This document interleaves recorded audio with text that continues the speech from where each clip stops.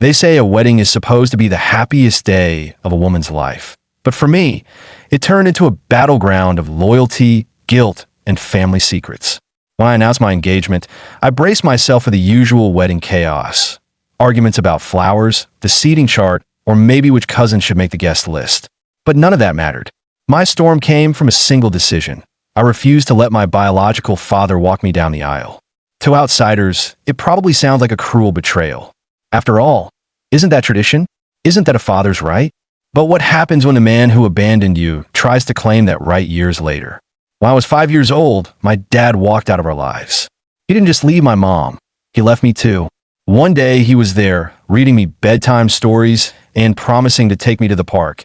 And the next he was gone without a goodbye, leaving my mother sobbing on the kitchen floor while I clung to her leg, too young to understand why he never came back. Birthdays passed with no card. Christmas mornings came without his presence. School graduations came and went with an empty chair where he should have been sitting. He built a new family, started over, and I was treated like some forgotten chapter he didn't want to reread. My mom became my everything. She sacrificed her dreams to make sure I had food, clothes, and an education. But she wasn't alone for long. When I turned 10, she met a man named Mark, who, over time, became more of a father to me than my own ever was. He wasn't flashy or perfect, but he showed up. He drove me to school, cheered at my soccer games, and sat with me through tears after heartbreaks.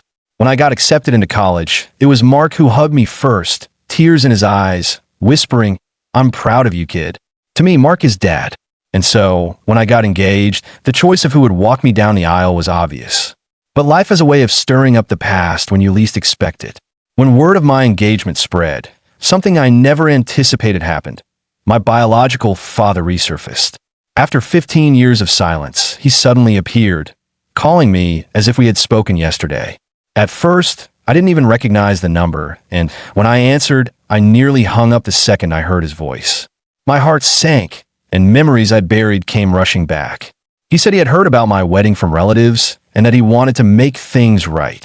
I listened in stunned silence as he painted himself as the victim of circumstances, work stress, mistakes of youth, a difficult marriage. He said he always thought about me, that he regretted missing my childhood, and that walking me down the aisle would mean the world to him. I felt a bitter laugh rise in my throat. He missed my entire life, but now, at my most important moment, he wanted center stage. It didn't feel like love, it felt like performance, a photo opportunity to erase years of absence. I tried to shut him down politely, but soon my phone was buzzing with calls from aunts, uncles, even cousins I hadn't spoken to in years. They all said the same thing. "He's your father. Give him this moment." My grandmother called me sobbing, saying she dreamed her son would walk his daughter down the aisle, and that denying him would break the family apart. Even my mom looked torn, telling me she hated what he did, but maybe this was the chance to heal old wounds. But how do you heal a wound that someone keeps reopening? Every time I pictured him at my wedding, I didn't see love. I saw abandonment, neglect, and the nights I cried myself to sleep because he couldn't be bothered to call. Meanwhile, I saw Mark, the man who never missed a milestone, who worked extra shifts so I could go to prom in a dress I loved, who treated me as his own even when I wasn't his blood. I couldn't betray him, not after everything. My father's sudden guilt couldn't undo years of damage, and I wasn't going to let him erase Mark's role in my life with one grand gesture. Things came to a head at the wedding rehearsal. My father showed up uninvited, walking in as if he belonged, smiling wide and shaking hands with people he hadn't seen in years. My heart dropped when I saw him approach me, bouquet in hand, with this air of entitlement. He hugged me like nothing had happened and loudly announced, "I can't wait to walk my beautiful daughter down the aisle tomorrow." My relatives clapped, but my stomach churned. Mark stood quietly in the corner, his hands folded, the pain in his eyes impossible to miss. I knew at that moment I had to say something. My voice shook, but I told him the truth in front of everyone. "You don't get to walk me down the aisle. You weren't there for me growing up." I said, pointing to Mark. Silence fell over the room. My father's face darkened. He demanded to know how I could humiliate him like that.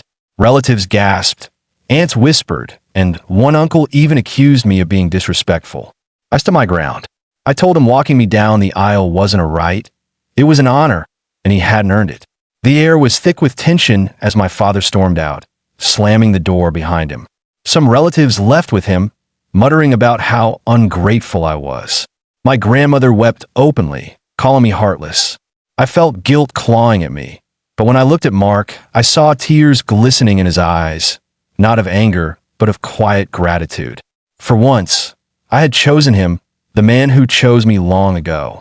That night, I lay in bed wrestling with guilt and doubt. Was I wrong? Should I have given my father the chance he begged for? Or was I right to honor the man who never abandoned me? The morning of my wedding, I woke up with a heavy heart. My phone was flooded with messages, half of them supporting me, half calling me cruel. Some relatives even threatened not to attend if my father wasn't walking me down the aisle. For a moment, I considered caving. The pressure was unbearable. But then I remembered all the years I waited by the window for a father who never came home. I remembered my school recitals with an empty chair where he should have been, and how Mark never let me feel alone. When the ceremony began, I slipped my arm through Mark's. He looked at me with tears streaming down his face, whispering, "Thank you for letting me be your dad." As the doors opened and the music swelled, I saw the faces of my guests, some smiling warmly, others glaring in disapproval. My father wasn't there. He hadn't shown up at all. For a split second, I felt a pang of grief for the man who chose to miss yet another milestone. But then I looked at Mark, steady and proud beside me, and my heart swelled with peace. We walked together toward my future, and in that moment, I knew I had made the right choice. My vows weren't just to my husband. They were also a silent vow to myself, to honor the people who truly loved me, not just those tied to me by blood. But even amid the joy, a shadow of doubt lingered. Had I burned a bridge I could never rebuild? After the wedding, the fallout was immediate. Half my relatives praised me for standing up for myself, while the other half cut me off completely. My grandmother refuses to speak to me, saying I broke my father's heart. My biological dad sent me a bitter message, accusing me of embarrassing him in front of the family and ruining our chance to reconnect. Meanwhile, Mark hugged me tighter than ever, telling me it was the best day of his life, not because of the party or the music, but because I had honored him as my father. My mom cried with pride, telling me I had done the right thing, but I can't help wondering if I've made an irreversible mistake. Did I rob myself of closure by not giving my biological father the chance to walk me down the aisle? Or did I finally close a chapter that should have ended years ago? I keep replaying that moment in my head, the stunned silence after I told him no, the fury in his eyes, the weight of my family's judgment. And now I find myself here, writing this story for strangers on the internet, hoping for clarity. Was I wrong for refusing to let my father walk me down the aisle after abandoning me my entire life? Or was I right to give that honor to the man who never let me down? What do you think? Did I make the right choice?